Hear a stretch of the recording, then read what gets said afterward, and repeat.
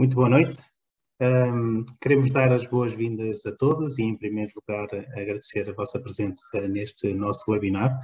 Hoje, para falarmos sobre diabetes tipo 2, debaixo do tema Novas Soluções Terapêuticas, uma pandemia para controlar.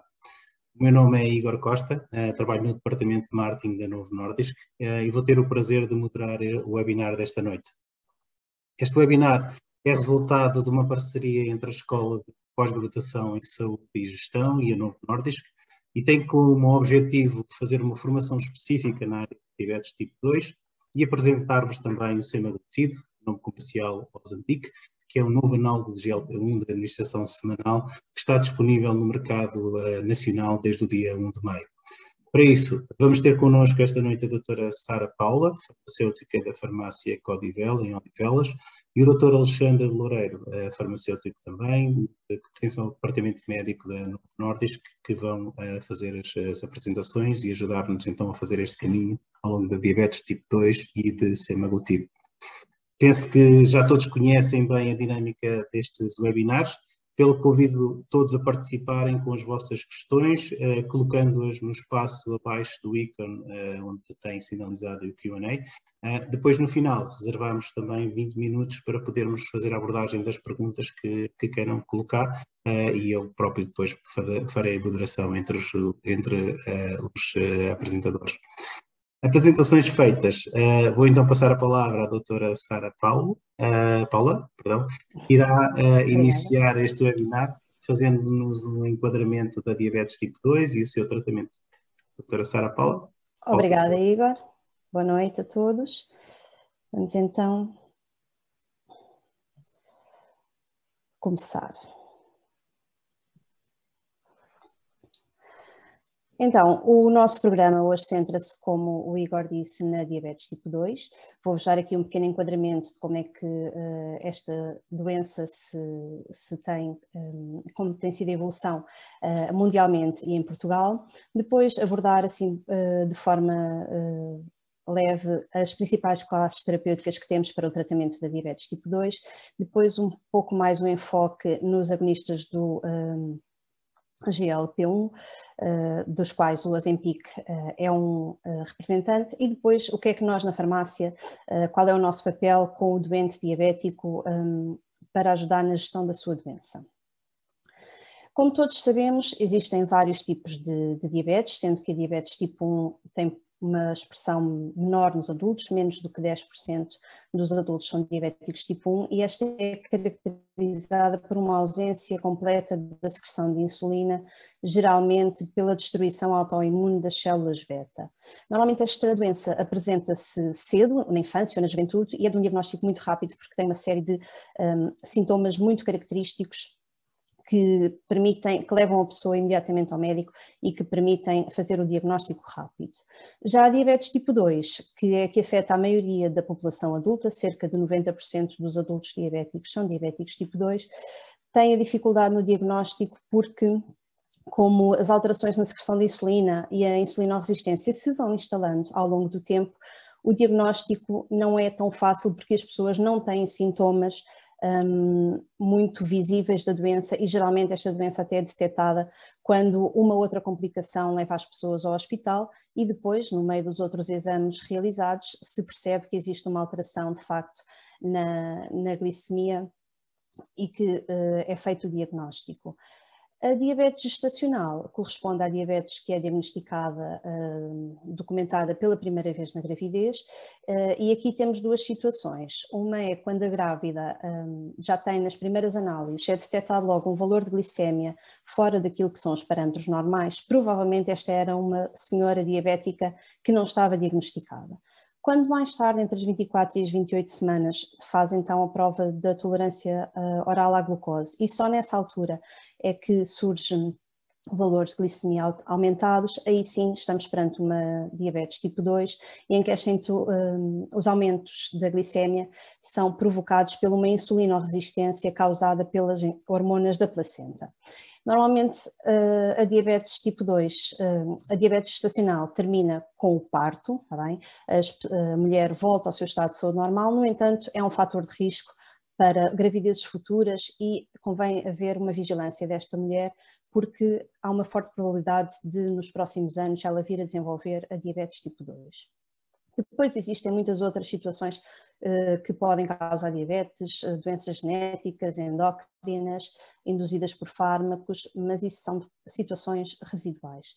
Hoje o nosso enfoque é de facto na diabetes tipo 2, que é aquela que é mais prevalente e que nos surge mais vezes ao balcão e que é preciso a nossa intervenção de forma mais premente, mais relevante. Então, antes de entrarmos propriamente na diabetes, vamos aqui falar um bocadinho da pandemia que tem preocupado todos nós durante o último ano, e vemos aqui que é considerada a pandemia no século e que até ao dia 6 de maio de 2021, os dados que aqui apresento, já havia mais de 155 milhões de casos de Covid-19, mais de 3 milhões de mortos, e agora temos esperança nas vacinas que isto seja revertido. No entanto, esta pandemia pode estar a esconder ou a atrasar o tratamento ou a tirar relevância a outra pandemia, que é também a diabetes. Se formos a comparar os números, em 2009 nós já tínhamos 463 milhões de indivíduos diabéticos, o triplo daqueles que surgiram agora, dos casos que surgiram de Covid-19, e as projeções da Federação Internacional da Diabetes é que estes números continuem a aumentar de forma muito rápida e intensa, principalmente nos países de África, do Médio Oriente e do Sudeste Asiático, que são países que estão em vias de desenvolvimento, e a mudança dos hábitos de vida pode estar relacionada, e o aumento do sedentarismo vai estar relacionado certamente com o aumento de casos que são previstos para os próximos anos. Para vermos o impacto que isto tem, os diabéticos em 2019 eram já cerca de 6% da população mundial, e isto de facto vemos então que afeta muita gente. Sabe-se que 2/3 destes diabéticos residem em áreas urbanas e 3/4 estão em idade laboral, e portanto isto vai ter obviamente impacto na vida das famílias e em 2019 houve mais de 4 milhões de mortes relacionadas com a diabetes, não só provocadas diretamente pela doença, mas pelas suas complicações, e isto de facto é um número muito importante. Tendo em conta a metodologia da obtenção de dados, nós não podemos dizer que estes dados são exatamente referentes à diabetes tipo 2, porque os estudos não especificam dessa forma. No entanto, tendo em conta a proporção na população adulta entre diabéticos tipo 2 e diabéticos tipo 1, todos estes dados que eu vou apresentar podem ser atribuídos de forma quase certa à diabetes tipo 2. Então, nos últimos anos vemos o crescimento dos diabéticos a nível global e vemos também as projeções para os próximos anos. Aqui no lado direito do gráfico conseguimos perceber que estas projeções têm vindo a ser atualizadas. Por exemplo, para 2030, em 2019, previam que em 2030 iriam haver 438 milhões de diabéticos. Neste momento esse número já foi ultrapassado e já houve atualização e prevê-se que nessa altura já sejam 578 milhões. Portanto, estas projeções são de alguma forma conservadoras e, portanto, certamente em 2045 estaremos acima dos 700 milhões de diabéticos. E isto é a razão pela qual temos que estar atentos a esta doença e intervir naquilo que nos é possível. Podemos ver que esta situação é ainda mais grave quando a nível mundial cerca de 50% dos diabéticos não estão diagnosticados. Okay? Nos estudos que são feitos para avaliar estas proporções, encontram-se muitas pessoas que não sabiam que eram diabéticas e que afinal o são, e portanto permite-nos perceber que, lá está, novamente nos países com menos acesso a cuidados de saúde, África, Sudeste Asiático, esta proporção, esta prevalência dos diabéticos não diagnosticados é muito elevada.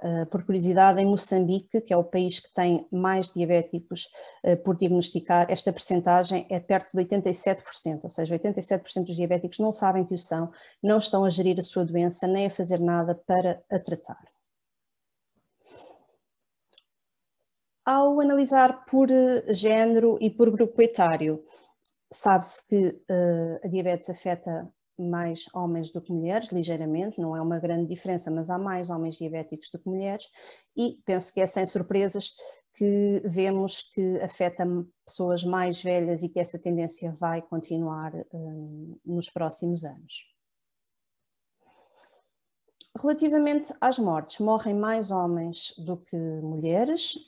Como eu disse anteriormente, em 2019 morreram mais de 4 milhões de pessoas entre os 20 e os 79 anos devido à diabetes e às suas complicações, e isto é uma morte a cada 8 segundos. Portanto, desde que nós estamos aqui a falar, já morreram muitas pessoas com doenças ou com alguma complicação da diabetes. Estima-se que a diabetes é responsável por cerca de 11% das mortes entre os 20 e os 79 anos.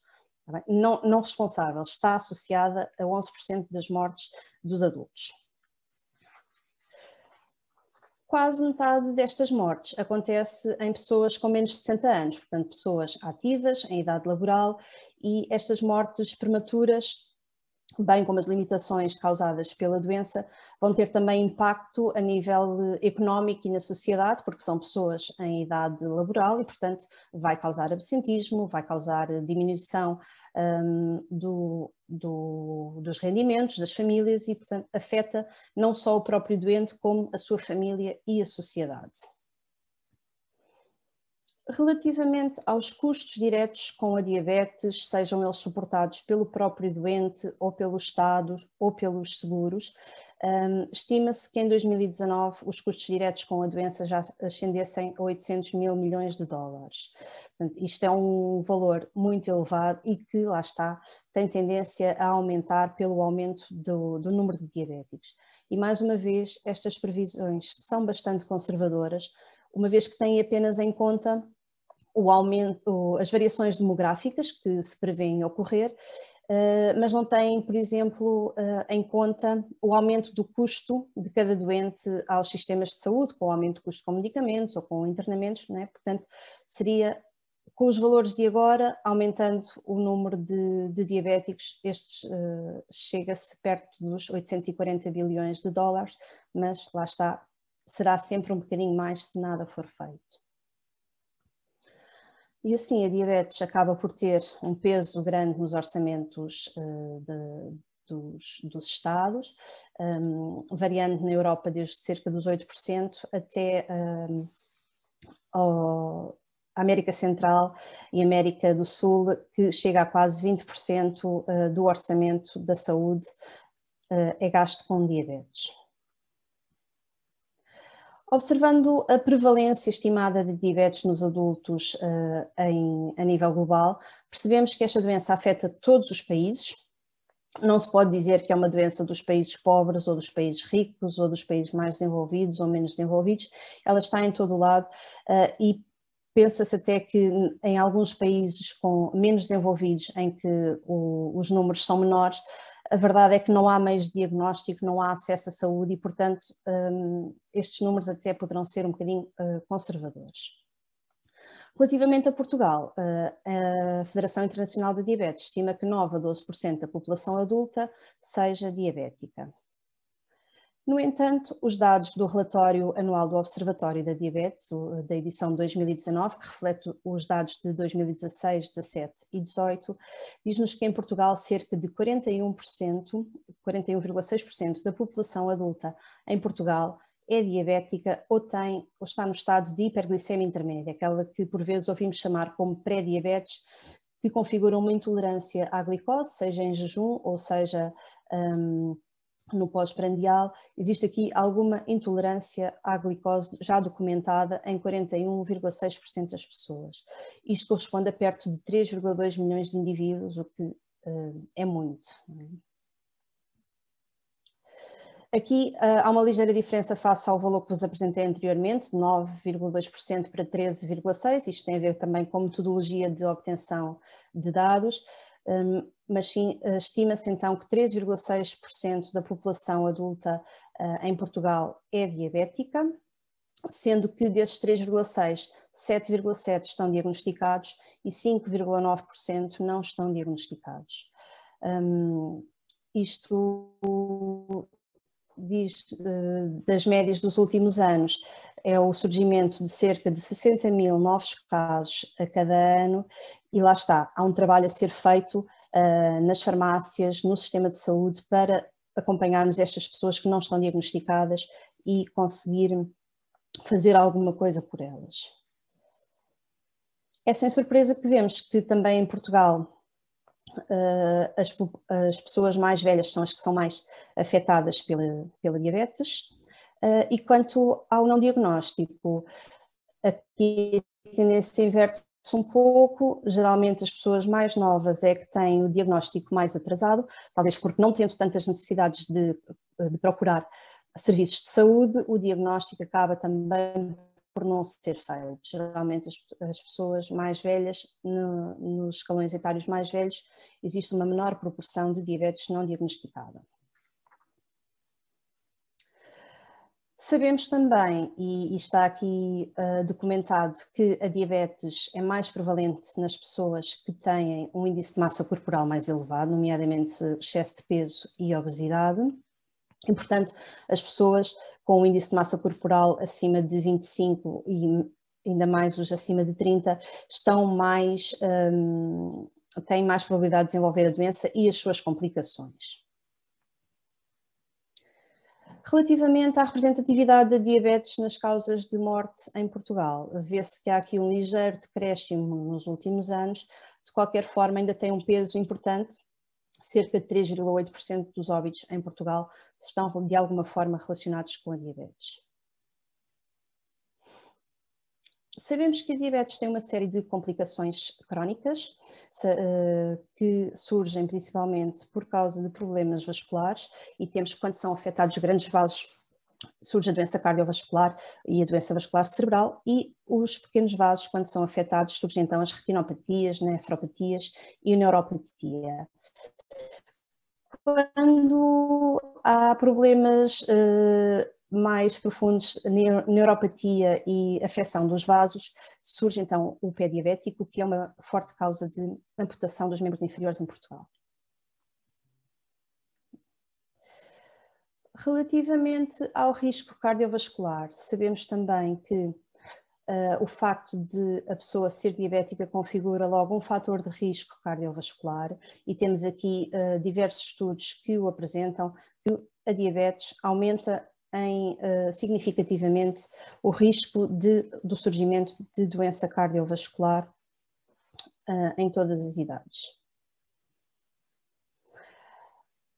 Em Portugal, houve um estudo para averiguar os custos da aterosclerose, da doença aterosclerótica, que é uma das doenças cujo risco está aumentado nos diabéticos, para averiguar os custos desta doença em Portugal.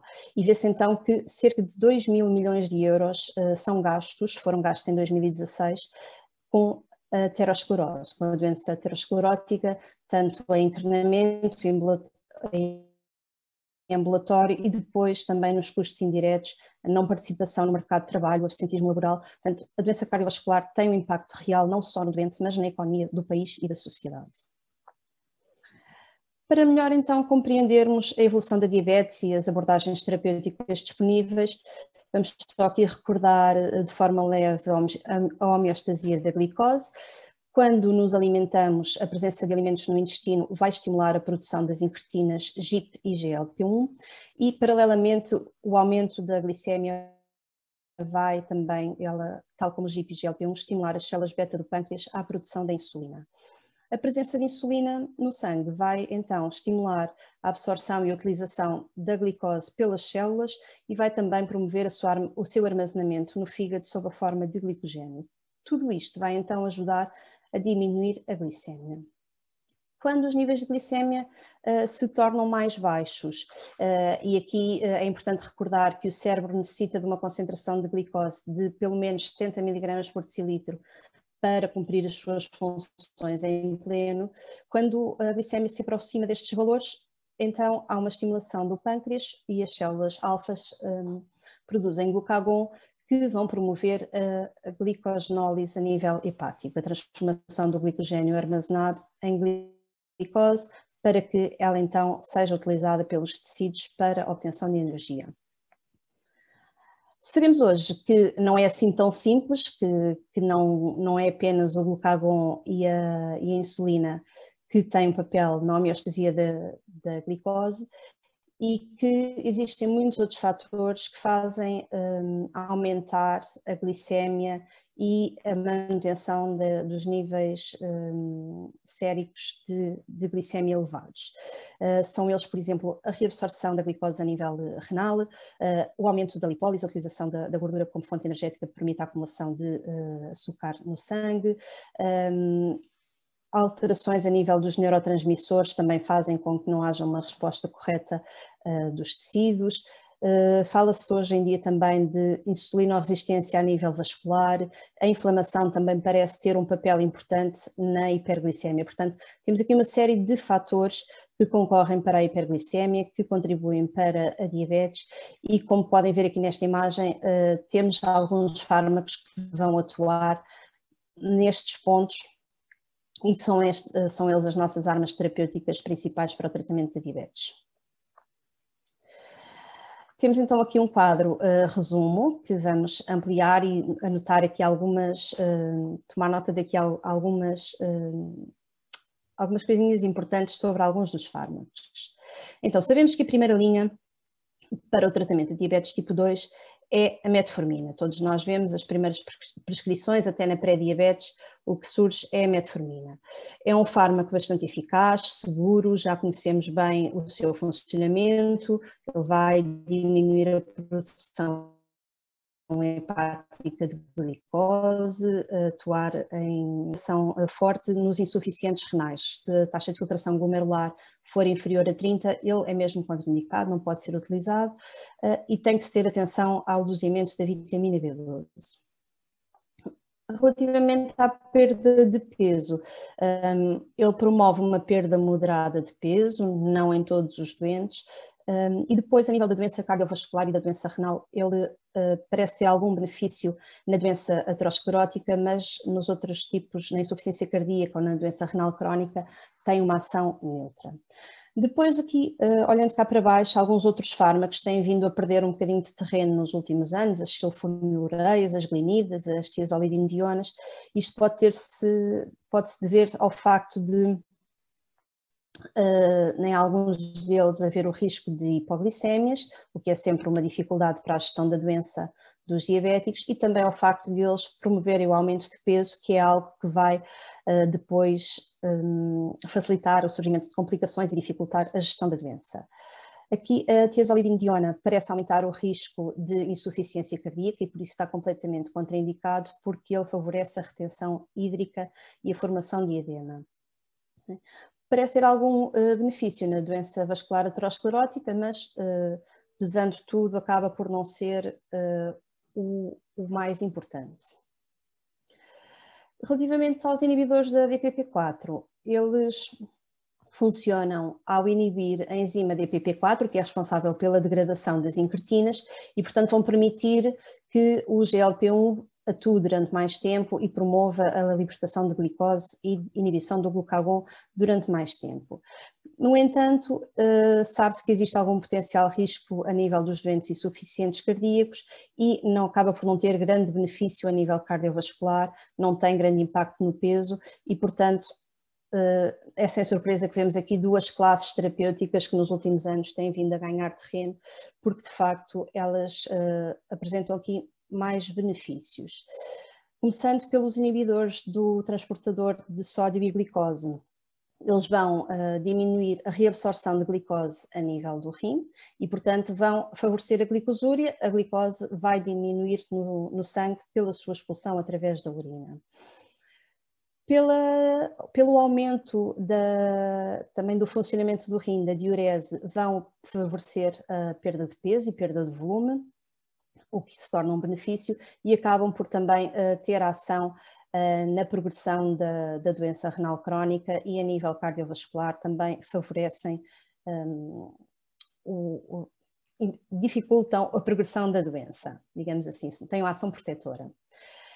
Já os agonistas do GLP-1 eles dependem da presença de glicose para terem alguma ação, são modificações da molécula GLP-1 que fazem com que eles atuem no organismo durante mais tempo e, portanto, vão durante mais tempo promover a insulinosecreção e a diminuição da secreção do glucagon.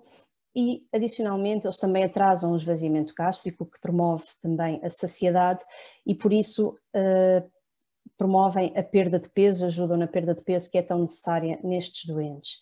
Tem um forte benefício na doença vascular aterosclerótica e na progressão da doença renal crónica e são muito eficazes na diminuição da glicemia. Ainda relativamente aos inibidores do SGLT2, há alguns estudos que indicam que há um aumento do risco de amputações, mas ainda não é bem conhecido o mecanismo pelo qual isto acontece. A insulina é de facto mais eficaz no controle glicémico, no entanto, pela sua dificuldade de utilização, pela necessidade constante de reajustes e também pelo facto de haver os riscos de hipoglicemia e aumento do peso, acaba por não ser uma primeira escolha para a maioria dos utentes, porque nem sempre é fácil a introdução de uma insulina, principalmente em doentes mais velhos.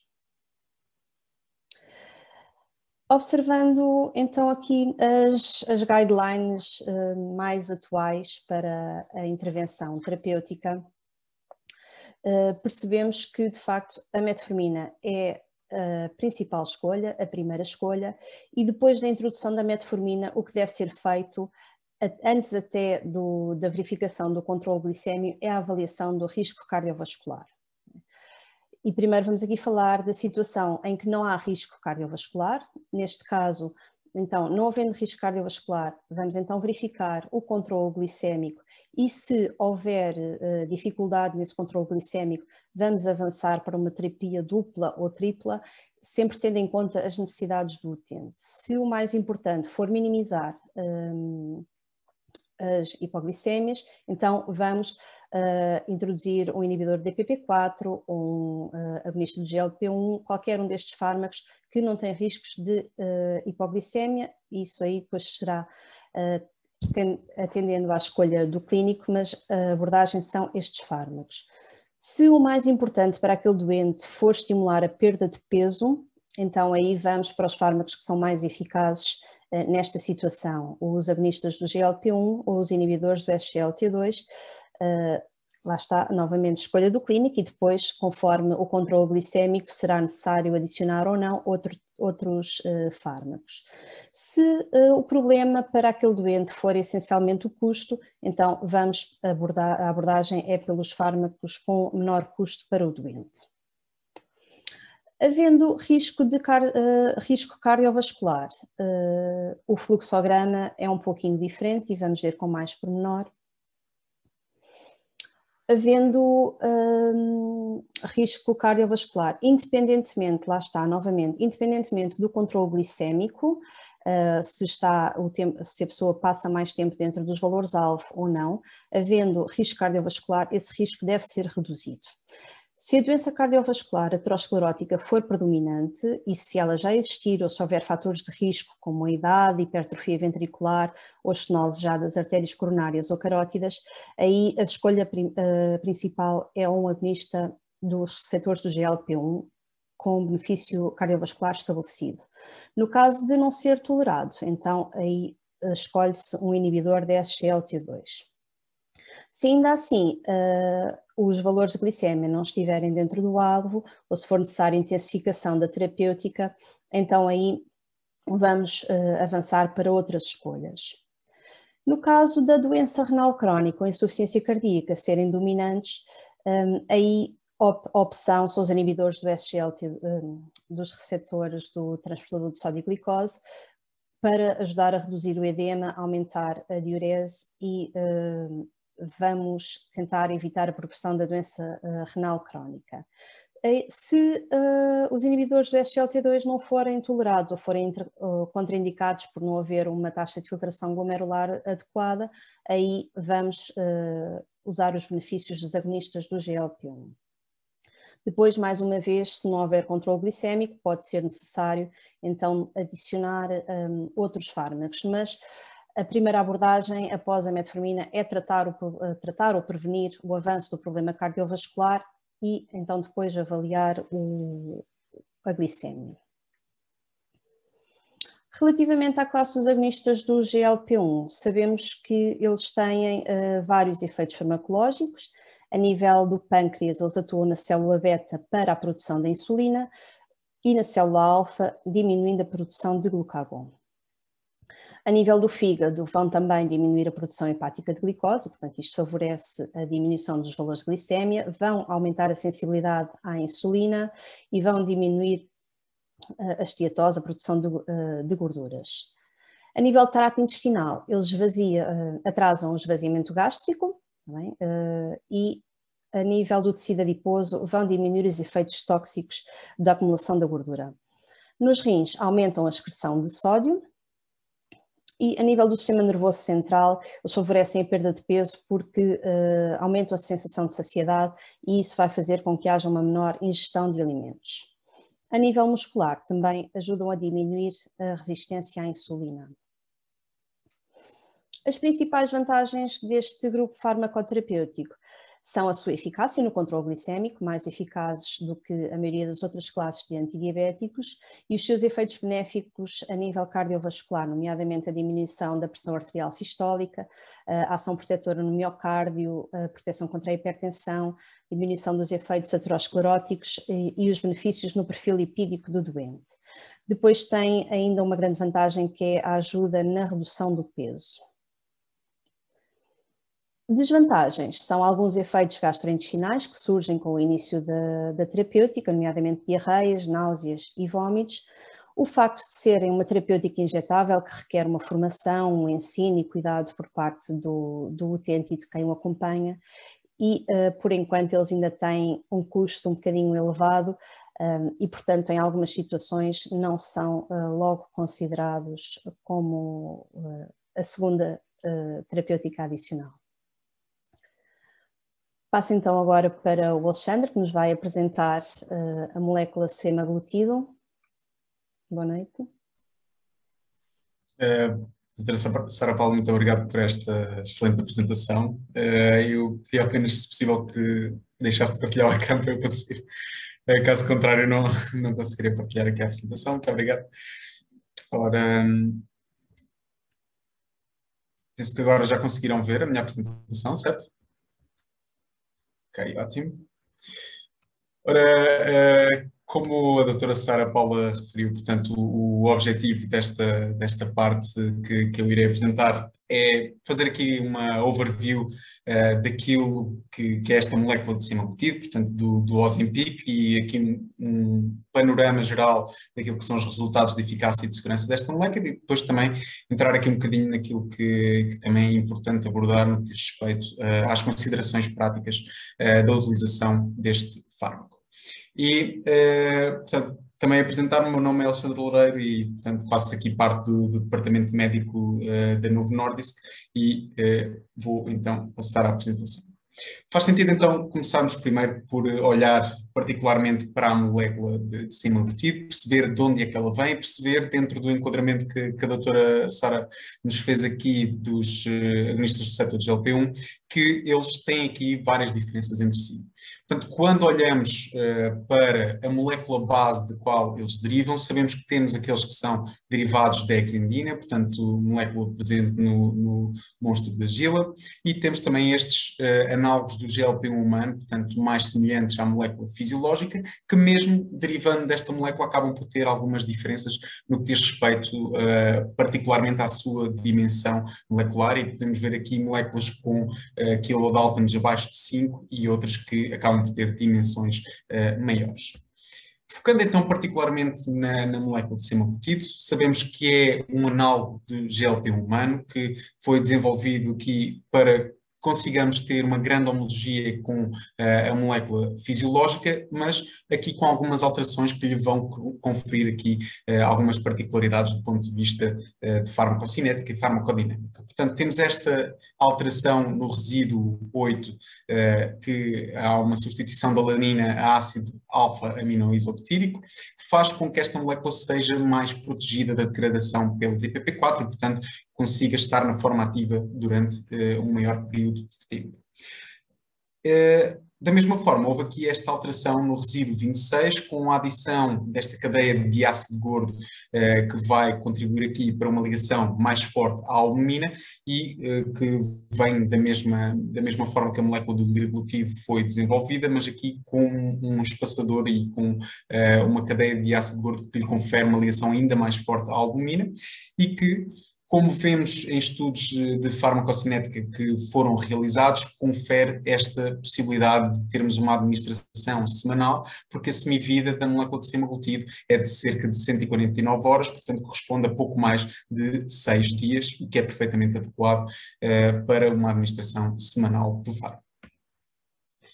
Do ponto de vista do efeito desta molécula, o que nós podemos ver é que, como a doutora Sara demonstrou, existe aqui, em resposta a um estímulo de glicose, neste caso a administração intravenosa de glicose, existe aqui uma maior libertação de insulina numa primeira fase, mas que também continua aqui prolongada, não só após este estímulo de glicose, mas que se mantém ao longo do tempo. E que, portanto, contribui aqui para que haja uma redução não só da glicemia pós-prandial, mas também devido depois à supressão da produção hepática de glucose que vai continuando a acontecer, portanto uma redução também da glicemia em jejum.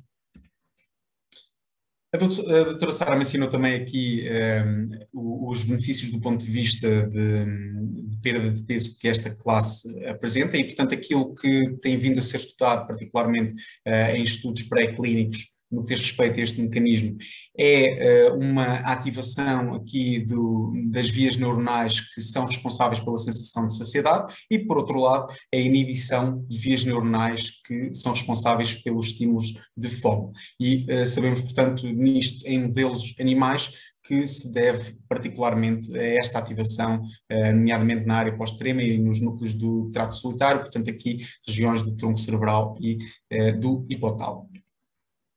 E, portanto, de uma forma global, são estes os mecanismos que vão conferir a eficácia e a segurança que vamos ver já de seguida da molécula de semaglutido e também focamos mais à frente esta questão cardiovascular que a doutora Sara também abordou e que também se verificou com o semaglutido. O programa de estudos clínico que avaliou a molécula de semaglutido foi o programa SUSTAIN, que foi um programa com mais de 19 mil doentes e que avaliou aqui uma população com diabetes tipo 2 em diferentes fases da doença. Portanto, temos pessoas aqui que tinham tido um diagnóstico recente e que estavam aqui em monoterapia com semaglutido, pessoas que estavam apenas tratadas com antidiabéticos orais, aqui inibidores da DPP-4 ou inibidores da SGLT2, e também pessoas que já estavam em terapêuticos injetáveis, sejam elas análogos da GLP-1 ou também já em tratamento com insulina. Houve também outros estudos de particular importância deste programa SUSTAIN, nomeadamente o estudo SUSTAIN 6, que é o estudo de outcomes cardiovasculares desta molécula. O estudo FLOW, que é o primeiro estudo de um análogo de GLP-1 no que diz respeito a outcomes renais e que ainda se encontra a decorrer. E também este estudo FOCUS, que vem avaliar aqui o efeito da molécula de semaglutido no que diz respeito à retinopatia diabética. Felizmente em Portugal nós tivemos a oportunidade de ter experiência com esta molécula antes dela estar disponível, portanto tivemos vários centros em todo o país que participaram nestes 4 estudos que aqui vemos, com a inclusão de 51 doentes ao longo deste programa que puderam participar aqui e trazer-nos esta inovação terapêutica em primeira mão. Partindo então para os resultados de eficácia de semaglutido ao longo do programa SUSTAIN. Aqui, neste slide, conseguimos ver todos os estudos do programa SUSTAIN, exceto o estudo de outcomes cardiovasculares, e vemos aqui então, a azul claro, a dose de 0,5 mg de semaglutido e a azul escuro a dose de 1 mg de semaglutido. Portanto, que são ambas as doses de manutenção que os doentes podem estar a fazer em continuação do tratamento. E o que é possível observar é que, independentemente do comparador que tenha sido utilizado, seja ele, lá está, um inibidor da DPP-4, um inibidor da SGLT2 ou outros análogos de GLP-1 ou mesmo a própria insulina, foi possível obter aqui maiores reduções de hemoglobina glicada com ambas as doses de semaglutide.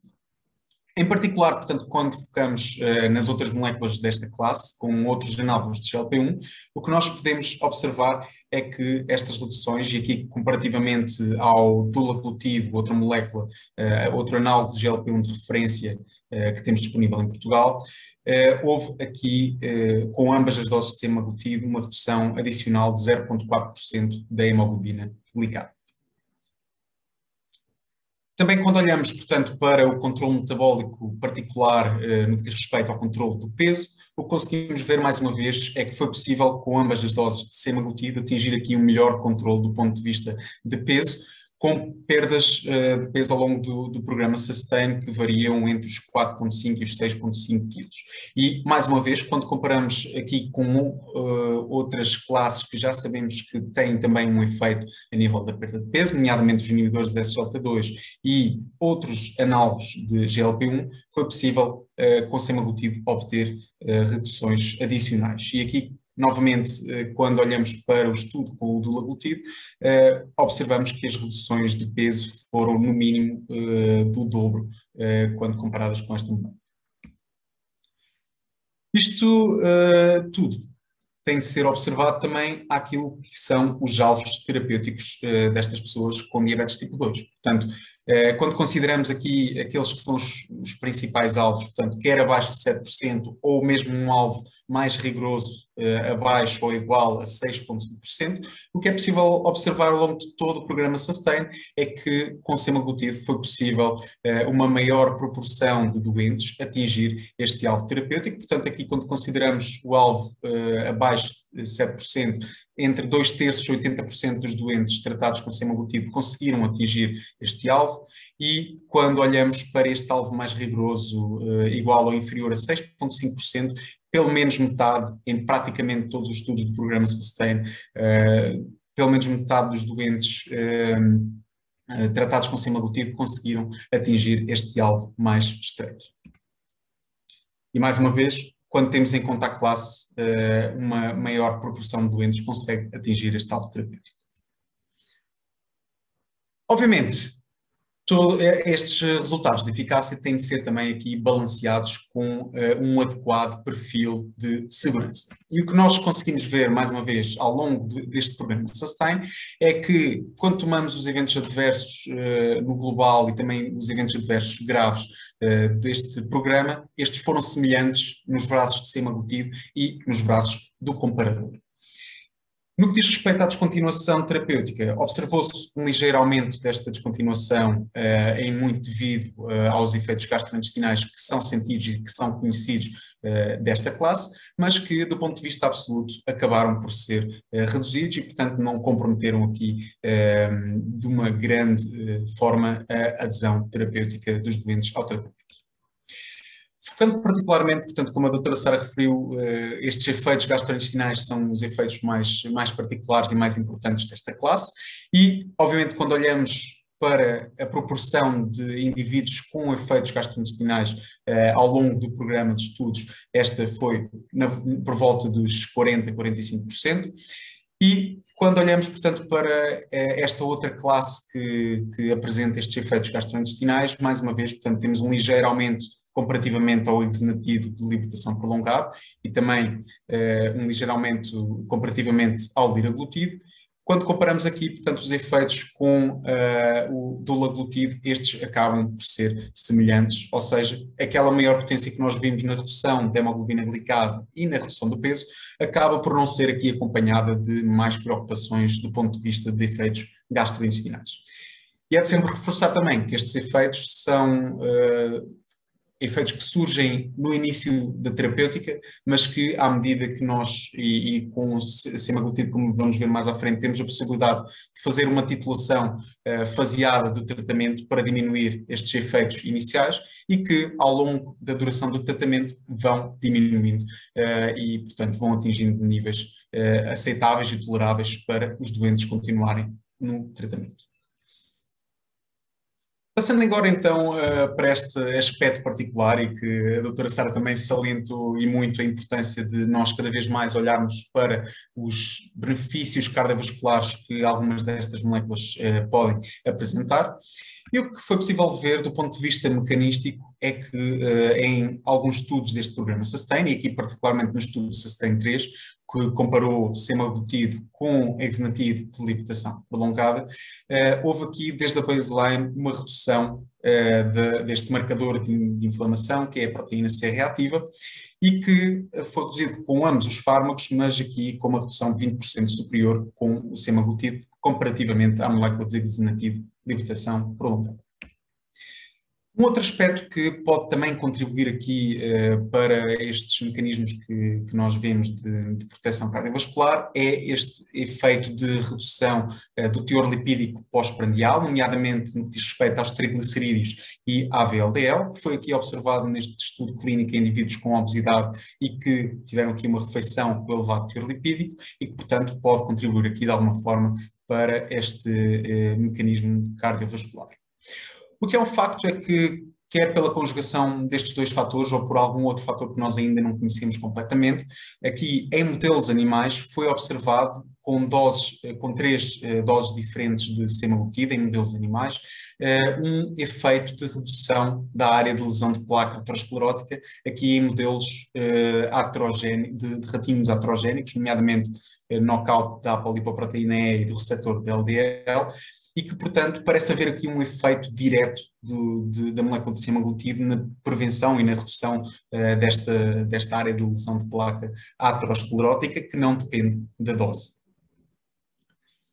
Passando então particularmente para este estudo SUSTAIN 6, como disse anteriormente, foi o estudo de outcomes cardiovasculares de semaglutide, portanto que avaliou aqui ambas as doses de semaglutide comparativamente a placebo, incluindo aqui pessoas com diabetes tipo 2 e que já apresentavam ou doença cardiovascular estabelecida ou apresentavam fatores de risco cardiovascular.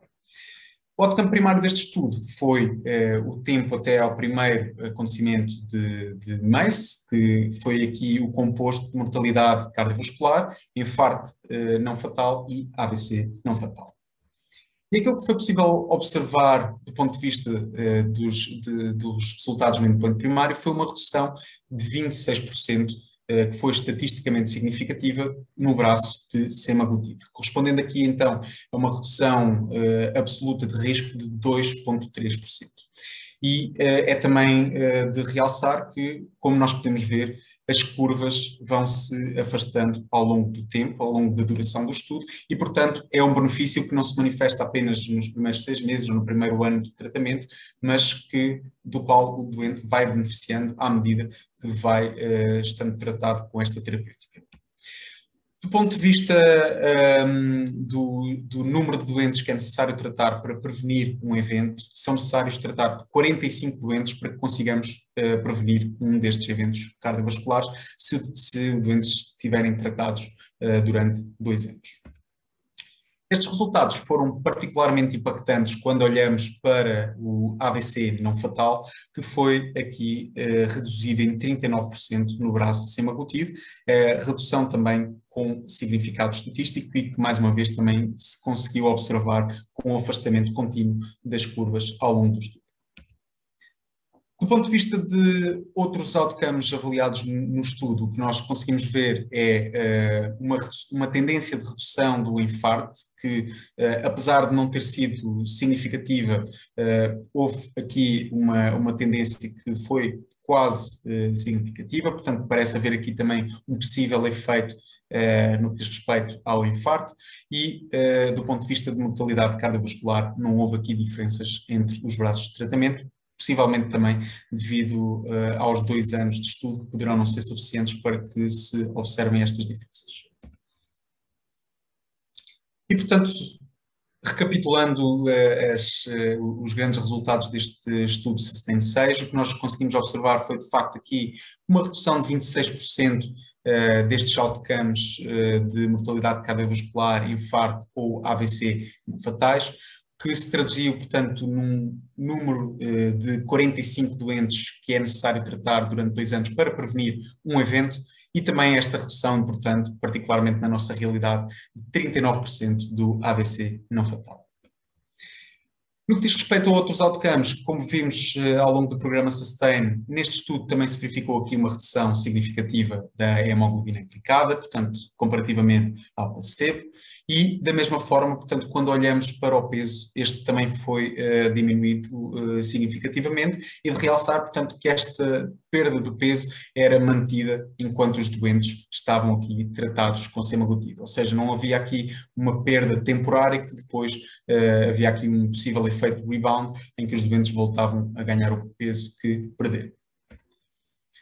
Um outro aspecto particular desta classe dos análogos de GLP-1 e também da molécula de semaglutide é este efeito no que diz respeito à pressão arterial sistólica, que ao longo do programa Sustain foi diminuída com semaglutide, e que aqui no estudo Sustain 6 também se verificou desde a baseline uma diminuição de cerca de 5 milímetros de mercúrio e comparativamente ao braço placebo uma redução de 2,6 milímetros de mercúrio, portanto que pode contribuir aqui para estes resultados do ponto de vista cardiovascular. Para terminar, portanto, aqui também com este impacto no que diz respeito aos outcomes microvasculares que a doutora Sara também referiu, e particularmente quando olhamos para a incidência e agravamento de nefropatia diabética, que foi aqui também diminuída com o semaglutide em cerca de 36%, em muito derivado de uma redução, como podemos ver aqui do lado direito, em 46% da macroalbuminúria persistente, que, como sabemos, é também um marcador de risco cardiovascular.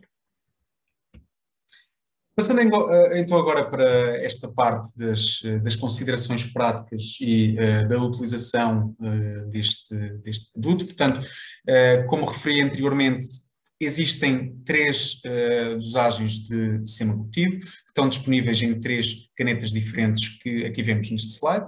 Portanto, temos a dosagem de 0,25 mg que deve ser utilizada para a iniciação durante as primeiras 4 semanas de tratamento, como referi anteriormente, para garantir que existe aqui um início mais faseado do ponto de vista de diminuição de possíveis efeitos do ponto de vista gastrointestinal, e que depois destas primeiras 4 semanas deve ser aumentada para a dose de 0,5 mg.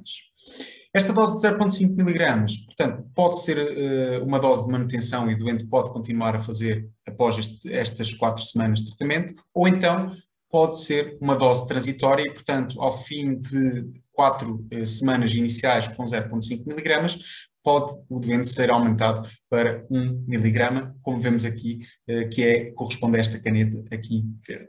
Eu tenho aqui também as embalagens para vos mostrar, portanto, não sei se conseguem ver bem a minha câmera.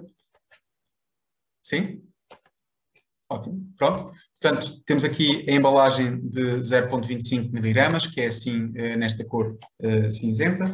Temos a de 0,5 mg, que é nesta cor vermelho alaranjada. E temos esta de 1 mg, que é nesta cor mais esverdeada, e, portanto, como podem ver, é muito fácil distinguir as diferentes canetas e as diferentes doses, portanto, para minimizar aqui possíveis erros na administração. Do ponto de vista da caneta, cada caneta contém quantidade de fármaco suficiente para 4 administrações, ou seja, correspondendo aqui ao tratamento mensal, e a embalagem de Ozempic contém também as 4 agulhas que são necessárias para corresponder a estas 4 administrações do tratamento mensal.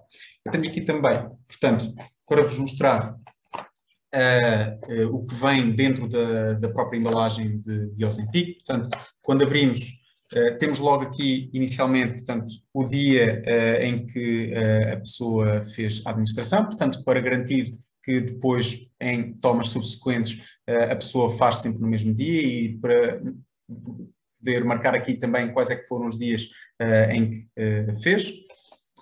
E dentro da embalagem, e vou tentar que isto não caia, portanto, temos o folheto informativo, pronto, caiu. Temos a caneta e, para além da caneta, temos também esta pequena embalagem que vem com as agulhas correspondentes, portanto, vem com 4 agulhas para que o doente possa trocar após cada administração. Estas agulhas têm também a particularidade de serem as agulhas mais finas disponibilizadas com o análogo de GLP-1, portanto são agulhas com 32G e que têm 4 milímetros e que vou demonstrar também desde já.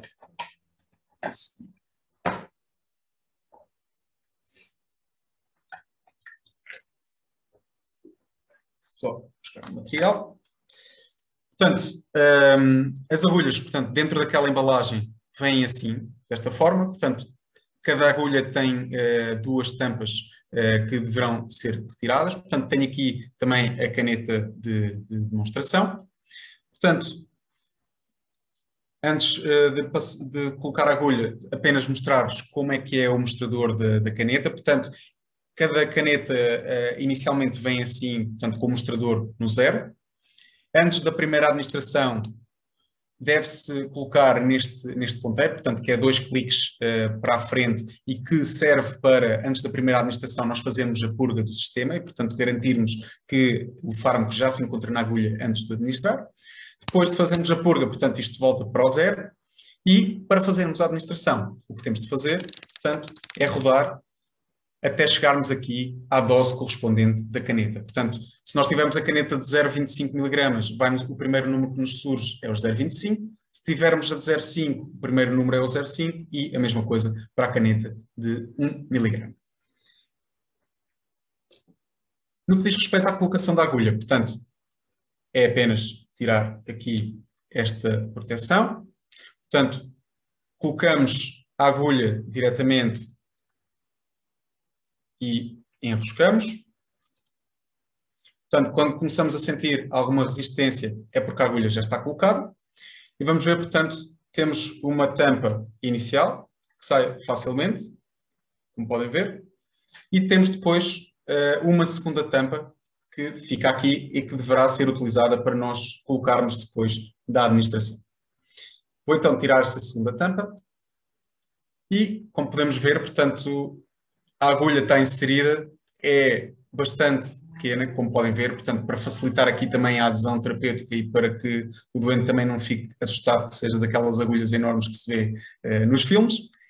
E, portanto, eu tenho aqui também para vos fazer a demonstração. Imaginemos que isto é a barriga do doente. Portanto, vamos aqui colocar a caneta na perpendicular, inserimos a agulha e é apenas carregar o botão e podemos ver, portanto, o líquido a sair. Depois, então, desta administração, devemos manter o botão pressionado durante pelo menos 6 segundos para garantir que toda a quantidade de fármaco sai da caneta. Portanto, depois da administração, então, como podem ver, portanto, a agulha continua aqui. O que nós temos de fazer é apenas colocar aqui a tampa e desenroscar e eliminar adequadamente a agulha e, portanto, colocar a tampa e está feita a administração. No que diz respeito aqui a outras particularidades, portanto, desta caneta, portanto, os locais de administração são as coxas, o abdômen ou a parte superior do braço e, portanto, deve ser administrado uma vez por semana, no mesmo dia, todas as semanas. No entanto, pode ser administrado a qualquer hora e independentemente de ser acompanhado com refeições ou sem refeições. Alexandre, peço desculpa interromper, mas porque esta é uma parte muito importante e que está a gerar naturalmente muita curiosidade. Claro. É possível parares a projeção para ir repetir o processo da administração, porque perde-se visibilidade, está bem? Claro. Obrigado. Peço desculpa então. Eu não tenho mais agulhas, penso eu, mas de qualquer forma vou reutilizar, mas isto aqui, pronto, os doentes não devem fazer, até porque têm agulhas suficientes para que possam trocar após cada administração. Mas, portanto, temos então aqui a caneta, neste momento está no 0, ok? Portanto, eu se calhar vou repetir novamente esta parte, portanto, encontra-se aqui o mostrador no 0, desculpem, ok?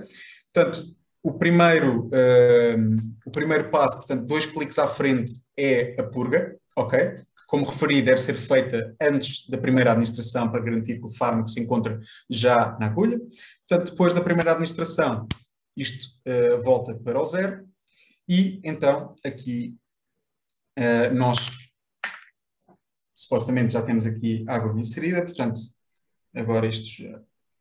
Ok?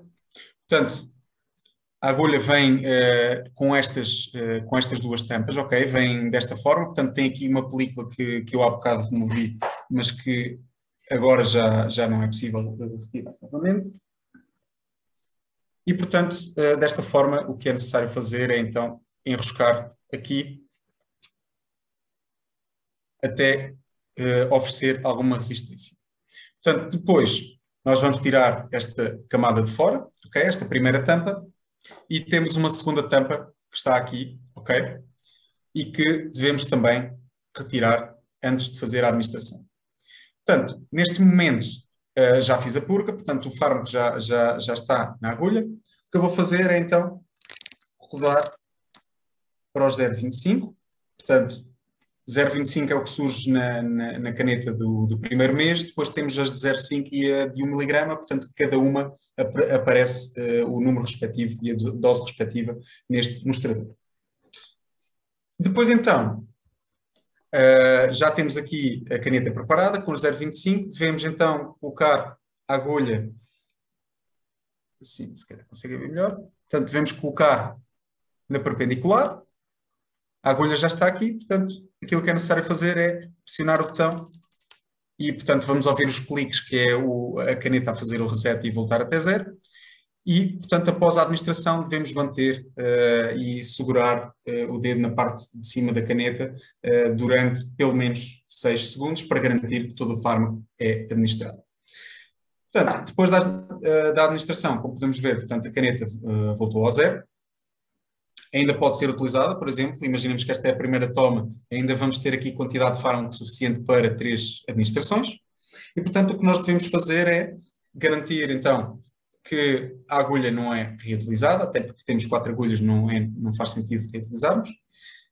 Colocamos, então, esta tampa, que foi a segunda que eu removi após a colocação da agulha, e depois voltamos a rodar de forma a retirar a agulha em segurança. E podemos então descartar. Portanto, a caneta fica assim, sem a agulha, colocamos a tampa e armazenamos. Quanto ao armazenamento, portanto, que era esta parte que eu ia agora referir, deixem-me só partilhar então novamente. Portanto, relativamente ao armazenamento, a caneta deve ser armazenada antes da primeira utilização no frigorífico, entre 2 a 8 graus, sendo que após a primeira administração pode ser armazenada a temperatura ambiente até 30 graus durante no máximo 6 semanas. Ou seja, se passar para lá das 6 semanas já não é possível garantir, portanto, que mesmo armazenando a temperatura ambiente ou no frigorífico, portanto, que o fármaco continua ali possível a administrar. Portanto, estes eram então os passos que eu acabei de vos mostrar, mas, portanto, se houver alguma questão também estejam à vontade para colocar no chat e poderei mostrar novamente, se assim o entenderem. E apenas aqui então algumas considerações relativamente a populações especiais. Portanto, nos idosos não é necessário fazer qualquer ajuste de dose para populações independentemente da idade. Do ponto de vista de compromisso renal, a mesma coisa, portanto, pode ser utilizado em pessoas com compromisso renal ligeiro, moderado ou grave. Portanto, considerando-se aqui grave, apesar de não estar no RCM nenhum cutoff específico, até cerca de 15 ml por minuto de taxa de filtração glomerular, não sendo, no entanto, recomendada a utilização em doentes com doença renal terminal. Do ponto de vista de compromisso hepático, portanto, também pode ser utilizado independentemente do estadio de disfunção renal, no entanto, haver aqui alguma precaução nas pessoas que têm compromisso hepático grave, ou seja, correspondendo aqui a um valor de Child-Pugh de C. Do ponto de vista da administração conjunta com outros fármacos, portanto, quando adicionamos aqui a terapêutica com semaglutido, a metformina, a tiazolidinedionas ou inibidores de SGLT2, não é necessário fazer qualquer tipo de ajuste na dose destas terapêuticas. No entanto, quando adicionamos aqui a terapêuticas de sulfonilureia ou insulina, deve-se considerar aqui fazer uma redução de dose destes outros fármacos hipoglicemiantes para minimizar aqui o risco de possíveis hipoglicemias. Outro aspecto também, como é óbvio, não é necessário fazer a automonitorização da glicemia para ajustar a dose do semaglutido, portanto, aqui apenas fazer estes ajustes consoante a hemoglobina glicada que o médico deve ter em conta também para fazer este escalonamento da dose.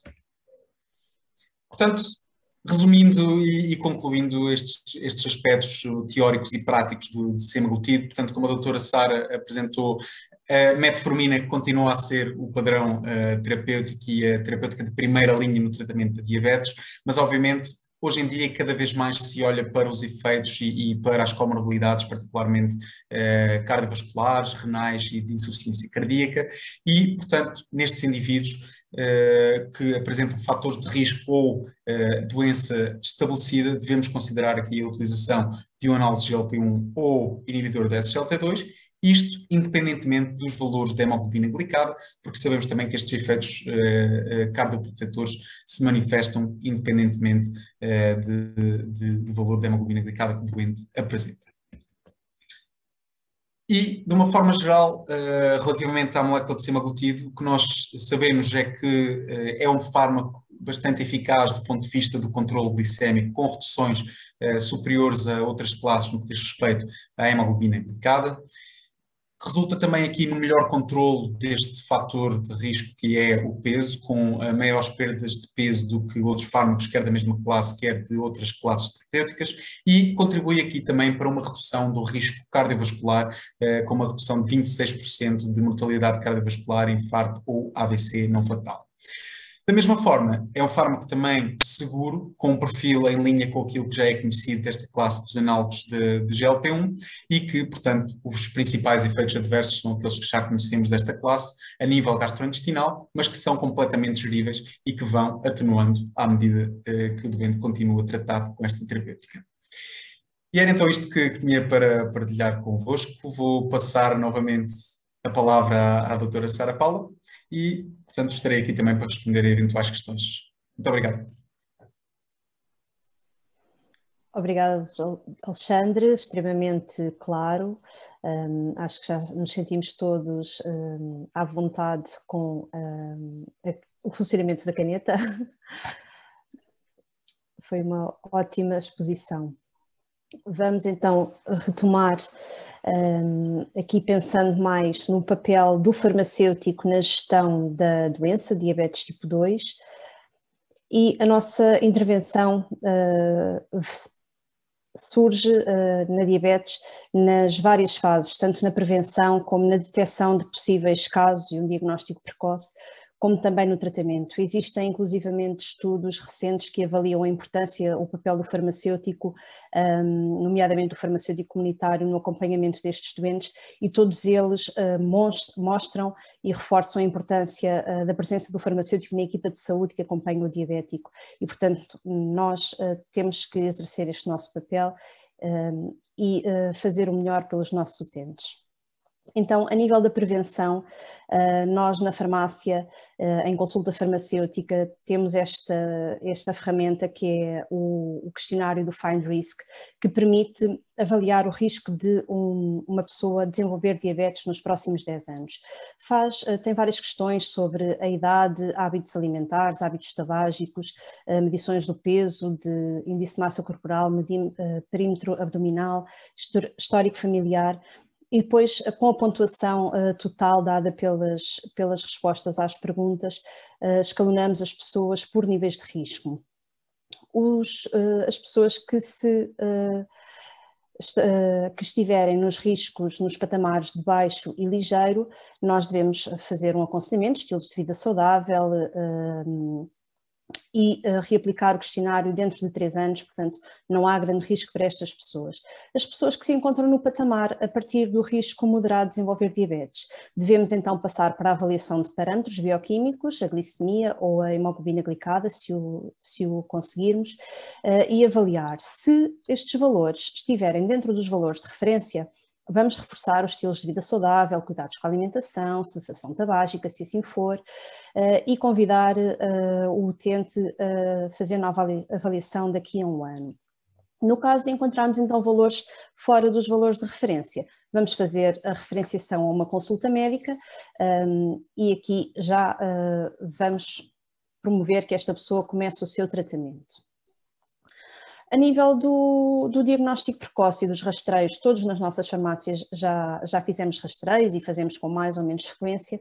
É importante que estejamos à vontade e que conhecemos bem os critérios para o diagnóstico, quer da diabetes, quer para a hiperglicemia intermédia, que são a tolerância diminuída à glicose, no caso de haver uns valores mais elevados após a refeição, ou a anomalia de glicemia em jejum, quando a alteração é apenas no jejum. Óbvio que nós em farmácia não vamos fazer a prova de tolerância oral à glucose. No entanto, podemos simular algo aproximado ao fazer uma medição em jejum e depois convidar o utente a vir à farmácia cerca de 2 horas depois da sua refeição, e aqui pode haver a possibilidade de encontrar alguns valores fora do parâmetro para referenciar uma consulta, onde depois o médico irá sim estabelecer o diagnóstico, se for o caso. Relativamente à fase do tratamento, o nosso papel é importantíssimo em várias fases, tanto no início da terapêutica, titulação de doses, posologias, horários, minimização de efeitos adversos. Eu vou depois especificar um bocadinho mais à frente alguns destes pontos, mas depois na gestão de doença, vigilância e até no cuidado do pé diabético, nós temos o dever de alertar os nossos utentes. Então, na fase inicial da gestão do início da terapêutica, o nosso papel passa principalmente por ajudar os doentes a interpretar os esquemas terapêuticos, quando e a que horas devem tomar os seus medicamentos, com ou sem alimentos. Por exemplo, as sulfonilureias implicam que pouco tempo após a toma, haja uma refeição para não haver o risco de hipoglicémias, enquanto que, por exemplo, a metformina é importante que seja tomada durante ou após a refeição para minimizar os efeitos gastrointestinais. Portanto, tudo isto são situações que nós na farmácia devemos alertar para que os nossos utentes tenham uma correta adesão à terapêutica e não haja depois abandonos por causa de efeitos adversos que possam surgir. Também a questão da titulação das doses, da metformina, das insulinas, ensinar os ajustes, se for o caso da insulina, no início da terapêutica insulínica para um diabético tipo 2, normalmente começam com 10 unidades à noite e depois, conforme as avaliações, a cada 3 dias pode ser necessário aumentar ou diminuir, e às vezes este acompanhamento nem sempre é bem feito, ou nem sempre há essa possibilidade de o fazer em consulta, e portanto é importante que nós na farmácia consigamos estar lá e orientar os nossos utentes nestas situações. Relativamente aos efeitos adversos, como vimos, algumas classes terapêuticas têm diversos efeitos adversos, náuseas, diarreias, mal-estar gastrointestinal. Normalmente, para minimizar esses efeitos adversos, aconselhamos tomar às refeições, fazer refeições mais leves, em menor quantidade, com mais frequência, e no caso até do Ozempic, o guia para o utente tem algumas outras dicas, como comer mais devagar, beber água, evitar refeições açúcares, muitas quantidades de açúcar, tudo isso vai ajudar o medicamento a ser mais bem tolerado e essencialmente também explicar que normalmente esses efeitos adversos são atenuados e desaparecem ao longo da terapêutica e que, se necessário, por exemplo, no caso da metformina, às vezes é necessário regredir um bocadinho na titulação da dose, voltar à dose mais baixa e depois retomar quando o organismo já estiver mais tolerante, para garantir que o doente não abandona a terapêutica numa fase inicial. Os fármacos inibidores do SGLT2 têm como efeito adverso muito comum as infecções genito-urinárias por causa do aumento da glicose a nível da urina e, portanto, para minimizar estes efeitos adversos devemos também fazer um bom aconselhamento, evitar o excesso de açúcar, beber mais água para diluir a urina e depois os cuidados com a roupa e com a higiene da zona genital para minimizar as infecções urinárias. Depois é importante também alertar os nossos utentes quando eles utilizam fármacos que o fazem para os riscos das hipoglicémias, recordar que é importante evitar o jejum prolongado, fazer refeições fracionadas com frequência e ajudá-los também a reconhecer os sintomas de hipoglicémia para que eles possam ser corrigidos antes de já ser mais difícil reverter. Relativamente aos dispositivos injetáveis, o nosso papel enquanto farmacêuticos e contacto mais próximo com o utente vai desde o recordar as zonas mais apropriadas para a injeção, a importância da rotação do local das injeções para evitar o aparecimento das lipodistrofias que depois vão alterar a absorção da insulina ou dos outros fármacos. Recordar a técnica apropriada da administração, recordar também os riscos da reutilização das agulhas, como o Dr. Alexandre disse, a agulha não deve ser reutilizada e por isso já vem uma agulha para cada administração na embalagem deste fármaco, mas naqueles outros em que isso não acontece, recordar sempre isso a cada dispensa, cada vez que dispensamos um injetável, recordar que há que utilizar a agulha apenas uma vez. E depois, relativamente à conservação, exatamente aquilo que também já foi dito, o guardar no frigorífico antes da primeira administração, depois deixar a agulha à temperatura ambiente e até no caso em que as pessoas vão fazer uma viagem, por exemplo, existe a dificuldade, sabemos que existem no mercado algumas bolsas térmicas apropriadas para as canetas injetáveis e também saber como é que elas funcionam e apresentá-las aos nossos doentes. Relativamente à gestão da doença no dia-a-dia, a nossa intervenção passa também por recordar a importância da autovigilância dos seus valores de glicemia, naqueles casos em que o médico assim o tenha sugerido ao utente, explicar o funcionamento dos glucómetros, explicar ou às vezes até ajudar na aplicação de um sensor de monitorização contínua, e recordar a questão da utilização da lanceta também uma única vez e o saber utilizar e preencher os livros de registros e interpretar aquilo que lá é inscrito. Por exemplo, no livro de registros fizemos uma leitura na horizontal, nesta tabela que aqui temos, conseguimos perceber o que acontece ao longo do dia, se o utente fizer várias medições diárias e se fizermos uma leitura na vertical, conseguimos perceber o que é que acontece se há padrões a determinada hora do dia e pode isso ajudar depois a um ajuste ou na terapêutica ou nas próprias refeições. Se a pessoa depois do almoço tem constantemente glicémias elevadas, isto indica que se calhar está a fazer uma ingestão demasiado elevada de hidratos de carbono ou de hidratos de carbono com maior índice glicémico ao almoço e que pode ser necessário fazer um ajuste do tipo de refeições que a pessoa faz. As notas, as pessoas devem anotar sempre aquilo que é fora do normal ou que acham importante, como por exemplo, um determinado dia comi sobremesa e isto pode ter impactado a minha glicemia.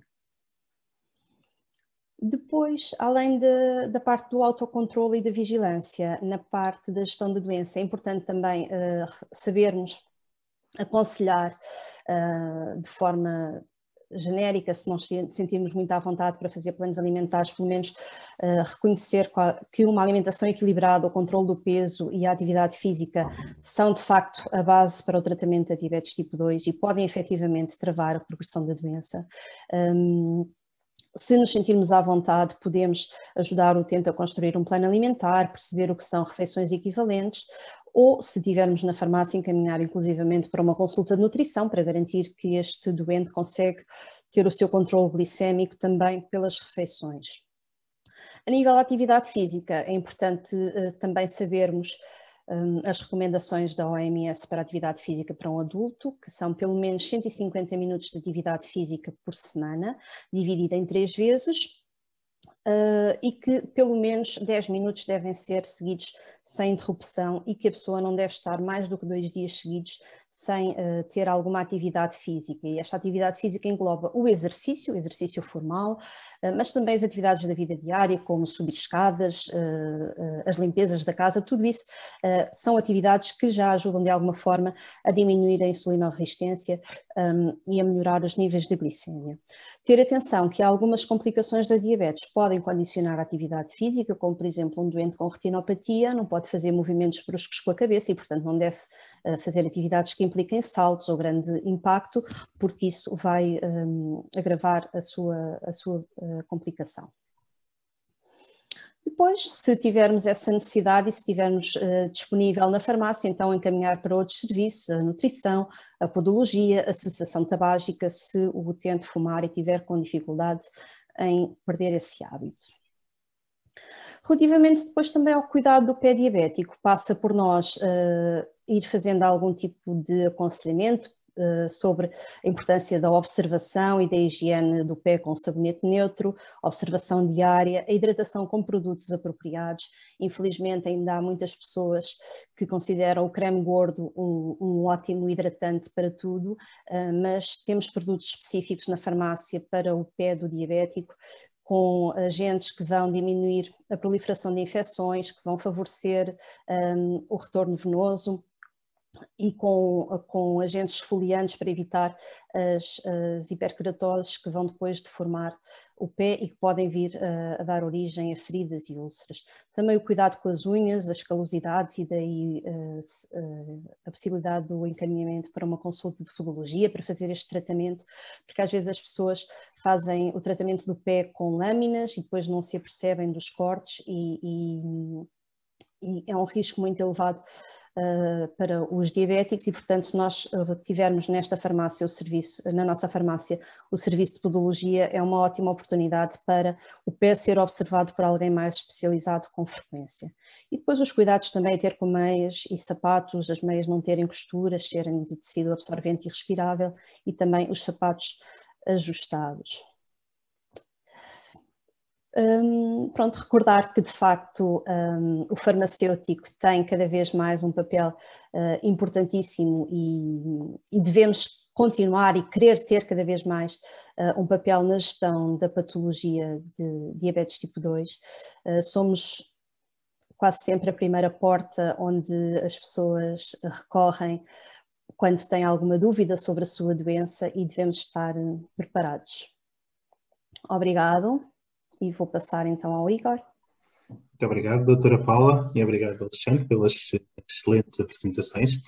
O tempo passa a correr, temos algumas perguntas já aqui no chat e que eu passaria de seguida já a apresentar. Uma primeira pergunta que será mais um comentário, que tem a ver com o mecanismo de ação da metformina, que não está ainda completamente descrito na sua totalidade, nem sabe ainda como atua completamente, embora exista consenso, ainda não se sabe ao certo como funciona. Gostaria de deixar para a Sara, quer fazer algum comentário adicional?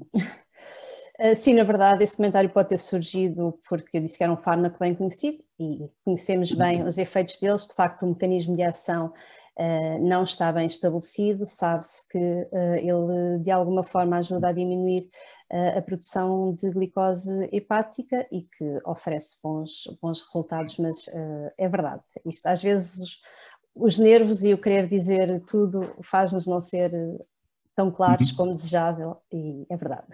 Sim, provavelmente também está aqui na base do porquê que as guidelines internacionais ainda não decidiram retirar completamente a metformina, porque há muito potencial ainda por explorar e muitas questões ainda abertas acerca da validade da metformina e não é de todo na comunidade científica consensual retirar ou não retirar a metformina das guidelines, e por isso continua ainda a ser como primeira linha das guidelines. Depois, dirigir aqui uma pergunta para o Alexandre, mais relacionada, penso que estará relacionada com o semaglutido, uma pergunta da doutora Ana Maia. Quais são os efeitos gastrointestinais descritos para semaglutido? Portanto, a nível dos efeitos gastrointestinais, aqueles que são mais frequentes são as náuseas, portanto, que surgem mais frequentemente, não só associados com o semaglutido, mas com os restantes análogos GLP-1, são os efeitos mais descritos, em cerca de 20% dos doentes, e que são depois seguidos de diarreia e depois, posteriormente, de vômitos também. Portanto, são esses os três principais efeitos gastrointestinais que podem surgir no decorrer do tratamento com um análogo GLP-1 e, portanto, com o semaglutido também não é diferente, porque o mecanismo de ação acaba por ser semelhante e é necessário ter aqueles cuidados que a doutora Sara apresentou a nível da alimentação, quer fazer refeições mais pequenas ou refeições menos ricas em açúcares ou gorduras, portanto, para minimizar alguns distúrbios que possam ocorrer, mas aquilo que se sabe também é que, à medida que o doente continua a administrar estes fármacos, que estes efeitos tendencialmente vão diminuir. Muito obrigado. Temos aqui também um comentário e uma pergunta da doutora Célia, que tem a ver com a classificação dos antibióticos orais, que a doutora Sara Paula também falou e abordou. No entanto, agora com a introdução dos análogos GLP-1, se faz sentido ou não continuar a designar estes fármacos como antibióticos orais, ou será que a classificação que viu que já está desatualizada? Doutora Sara? Eu, de facto, não tenho uma resposta muito clara para isso. Eu, na minha apresentação, também não coloquei antidiabéticos orais porque, de facto, temos já aqui uma classe terapêutica que não é um antidiabético oral. Eu penso que esta designação vai passar a ser antidiabéticos ou fármacos hipoglicemiantes, algo deste género. Já, de facto, quando ainda não eram muito utilizados, nós víamos a designação antidiabéticos orais para tudo. Ultimamente eu acho que tenho visto mais só antidiabéticos. Sim, penso que desde que foram introduzidos esta classe dos análogos GLP-1, sendo uma terapêutica injetável não insulínica, acabou por adotar-se muito mais uma designação de terapêuticas não insulínicas e insulínicas, deixando de fazer a associação dos antidiabéticos à sua forma galênica em si. E agora uma pergunta para o Alexandre. Se todas as apresentações de Ozempic estão comparticipadas, de 0,25, 0,5 e miligrama? Sim, todas se encontram comparticipadas em Portugal, felizmente, portanto é possível fazer aquele faziamento de que falei, portanto começar com os 0,25 mg as primeiras 4 semanas, depois passar para a dose de 0,5 mg e ao fim de 4 semanas com esta dose de 0,5 mg, portanto o médico também irá fazer aqui a avaliação se é necessário aumentar ou se o doente pode manter a dose de 0,5 mg. Mas, de facto, felizmente em Portugal temos disponíveis as 3 doses e comparticipadas também. E em relação à caneta de 1 miligrama, dá só para fazer as 4 administrações ou é possível fazer uma divisão das doses?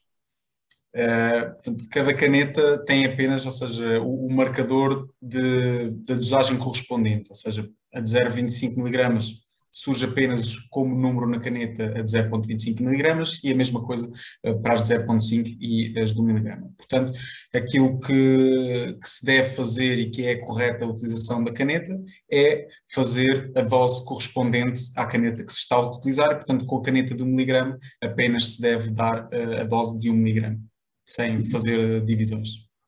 Ok, claríssimo. Doutora Sara, uma pergunta para si. Na apresentação dos locais de administração possíveis para os análogos do GLP-1, há uma pergunta se é possível fazer a administração no músculo deltóide.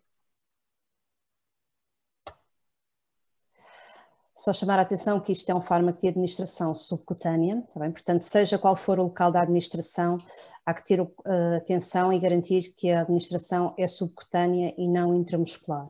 De facto, um dos locais possíveis para a apresentação é aqui a zona superior do braço, mas não na zona onde está o músculo e mais na zona aqui assim um bocadinho mais atrás, onde temos mais tecido subcutâneo disponível.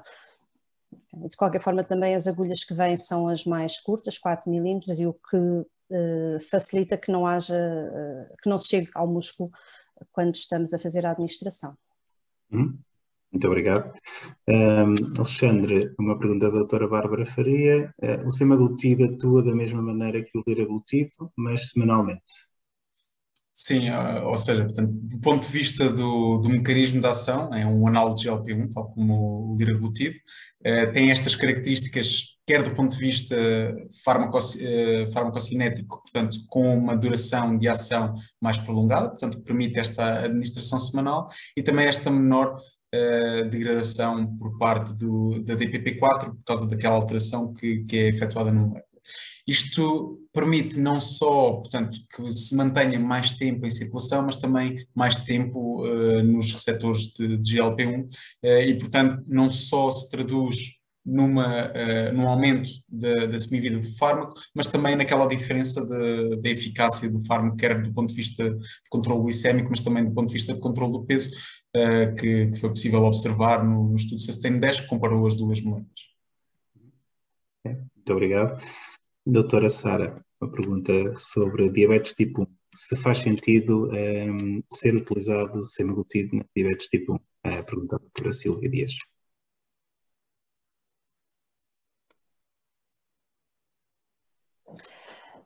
Eu julgo que não, porque os diabéticos tipo 1, tendo as células beta não funcionais, não há produção de insulina, como o papel do semaglutide é estimular precisamente a produção de insulina, não vamos obter resultados nestes doentes. Exatamente. Sim, eu penso que, apesar de podemos se calhar aqui acrescentar alguma informação, e porque têm sido feitos também alguns estudos, e foram feitos inicialmente sobretudo com liraglutide na diabetes tipo 1 também, mas com outros novos de GLP-1, não por via controle glicémico, por a razão que a doutora Sara acabou de dizer, mas eventualmente para explorar o potencial dos outros efeitos pleiotrópicos desta classe de proteção destes doentes. Okay? Mas, de qualquer forma, é uma área onde a comunidade científica tem feito alguma de maior investigação para saber exatamente de que potencial é que estes fármacos podem ter também na utilização de diabetes tipo 1. E agora uma outra questão para o Alexandre, do Dr. António Teixeira Ferreira. O semaglutide pode ser utilizado em terapêutica única?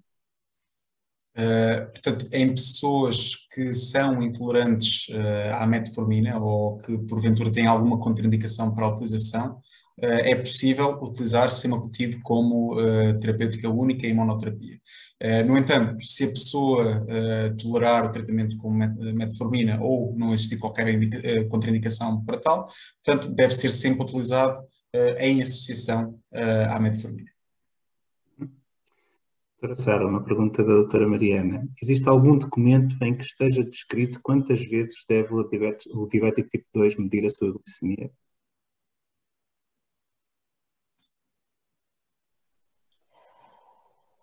Eu julgo que esse documento não existe porque cada diabético tem o seu alvo terapêutico, isso é algo que é discutido pelo clínico com o utente em consulta, dependendo do alvo terapêutico e do controle glicémico necessário. Assim o médico determina o número de medições diárias e até o objetivo terapêutico, ou seja, quais são os valores ideais para aquele doente, e isso tem uma série de fatores, não só de idade, outras comorbilidades, portanto é algo que carece de uma avaliação em consulta e, portanto, que eu conheça, não existe nenhuma guideline específica para isso, porque de facto é algo muito pessoal que tem que ser visto em consulta para cada doente. Também, talvez acrescentar apenas, portanto, que a monitorização da glicemia capilar, portanto, faz mais sentido, particularmente em pessoas que estão medicadas ou com sulfonilureias ou com insulinoterapia, portanto, para muitos dos doentes com diabetes que estão apenas tratados com fármacos antidiabéticos orais ou mesmo com análogos de GLP-1, portanto, esta monitorização diária ou mais frequente com esse tipo de sistemas de automonitorização, portanto não será necessário. mas de qualquer forma, portanto, em algumas circunstâncias mais específicas e como a doutora Sara disse, portanto, poderá fazer sentido. Ou talvez no início de uma terapêutica até Exato. uma titulação da dose, isso sim, mas depois na manutenção, à partida, não há essa necessidade. Exatamente. Muito bem, muito obrigado. Aqui uma pergunta também da doutora Joana Chainho. Para a primeira administração de cada caneta, esta deve ser retirada do frio algum tempo antes ou é indiferente, neste caso? Pois, doutor Alexandre?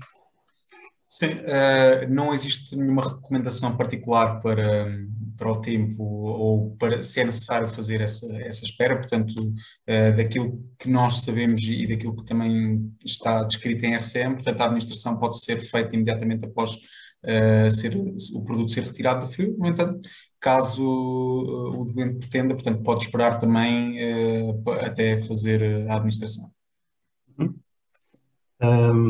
Pois existe aqui uma outra pergunta que tem a ver com se esta molécula existe apenas para administração injetável. Alexandre, se calhar podes responder.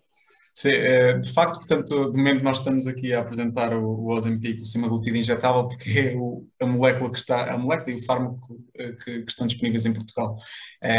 Mas para a mesma molécula existe também uma formulação oral, que ainda não se encontra comercializada em Portugal, já está aprovada a nível europeu e a nível americano, mas infelizmente, portanto, sabemos que em Portugal as novidades por vezes tardam em chegar, mas esperamos daqui a uns tempos estar novamente num formato deste género a partilhar convosco, portanto, essa formulação oral do semaglutida e tudo o que ela implica.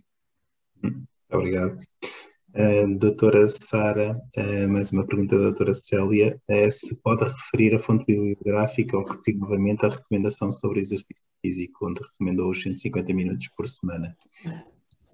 Isto são as recomendações gerais da Organização Mundial da Saúde para os adultos.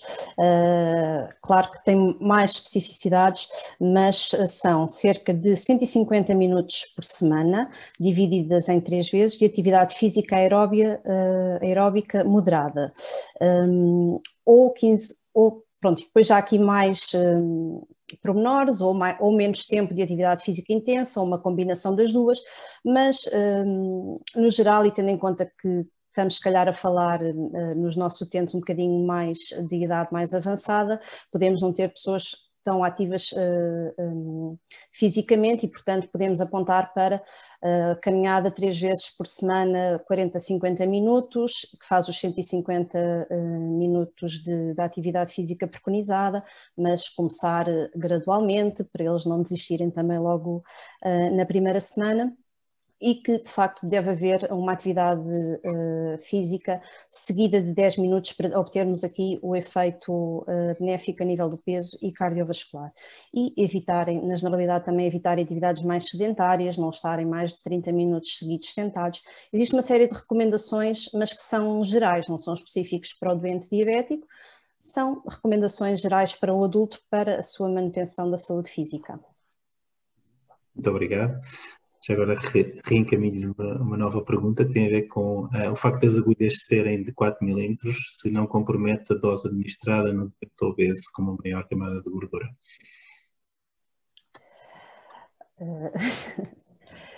Então, existem alguns estudos nesse sentido.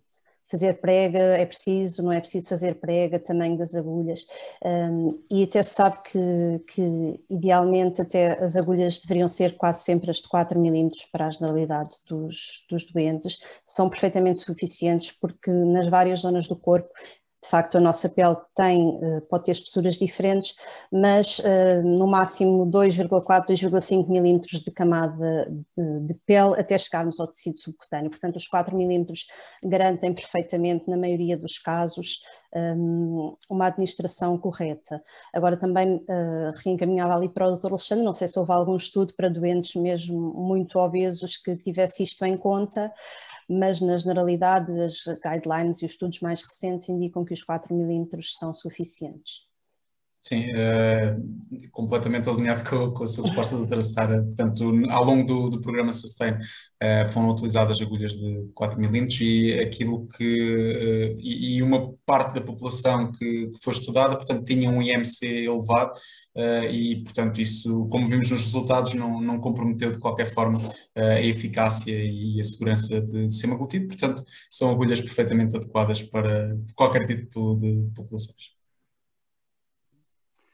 Bem, só mais duas perguntas mais práticas e algumas preocupações clínicas também. Tenho pergunta sobre lipodistrofias da zona abdominal, se são frequentes, sim ou não, e se há alguma forma para fazer esta prevenção, caso elas sejam frequentes. Talvez, Alexandre, podes responder. Sim, a incidência de lipodistrofias ao longo do programa Sustain foi baixa e, portanto, com percentagens que não geram preocupação, abaixo de 1%. Portanto, não é necessário ter qualquer cuidado na troca ou na rotação de zonas de administração com o semaglutide, até porque não é uma terapêutica insulínica e, portanto, é principalmente com essas terapêuticas que devemos ter esses cuidados a nível de lipodistrofias, e aqui, portanto, não é necessário ter qualquer tipo de precaução. E uma última pergunta, porque de facto o tempo não para de correr e já vamos, a noite já vai longa. Se a caneta de Ozempic é compatível com outras agulhas, caso as que estão incluídas na embalagem não sejam as ideais, se sim, com quais? A doutora Sara pode responder. Eu confesso que não aprofundei esta parte porque não tive ainda a caneta na mão, mas eu penso que sejam à semelhança das outras apresentações de injetáveis, são compatíveis com a maioria das agulhas disponíveis no mercado. Pelo menos as canetas de insulina do laboratório assim o são, portanto eu admito, assim, sem termos falado sobre isto, que elas vão ser compatíveis, sim. Sim, apesar sim, Alexandre. Sim, de facto, portanto, como a doutora Sara referiu, as canetas são também canetas Flex Touch, ou seja, semelhantes às que já existem para outras insulinas da Novo Nordisk e, de igual forma, portanto, são compatíveis com agulhas que não aquelas que vêm com a embalagem, portanto, não há qualquer problema. Mas, de qualquer forma, existe sempre essa segurança que, quando o doente compra a embalagem, já traz 4 agulhas. Depois, obviamente, no caso de perder uma ou de ocorrer alguma coisa com uma das agulhas que vem na caixa, convém ele ter lá algumas agulhas de suplentes. Okay. Muito obrigado. Vamos ter mesmo que terminar, a noite já vai longa. Peço desculpa a quem lançou algumas perguntas e não conseguimos dar resposta, mas nós depois vamos ter a oportunidade de enviar por relatório depois por escrito e responder a todas as questões e direcioná-las para quem as colocou. Antes de mais, muito obrigado por terem tirado um pouco de vossa noite para estar aqui connosco neste webinar. Muito obrigado pelas perguntas que ajudou a dinamizar esta autêntica maratona aqui na parte final. E gostaria de agradecer ao Dr. Alexandre e à doutora Sara, mais uma vez, pelas excelentes apresentações e à escola pela colaboração no desenvolvimento deste webinar. E desejar-vos um resto de uma boa semana. Boa noite. Muito obrigado e uma boa noite. Obrigada e boa noite a todos. Boa noite.